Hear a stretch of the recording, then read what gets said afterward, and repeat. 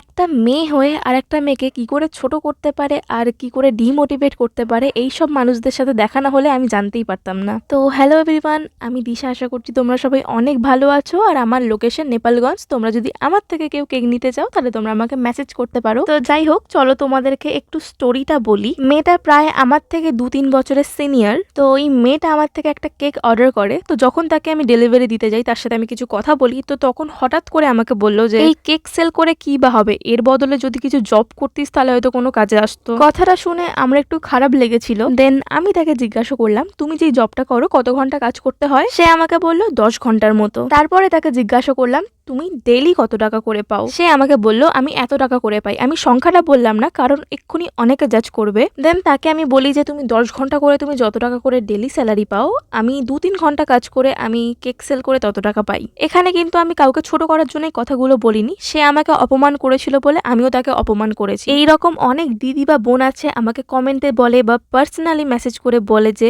আমিও business start করেছিলাম, কিন্তু মানুষরা এত কথা বলছিল তার জন্য আমাকে সবকিছু জিনিস বিক্রি করে দিতে হয়েছে। এই সব মানুষদের জন্য কিছু কিছু মেয়েরা তাদের স্বপ্নগুলো পূরণ করতে পারে না।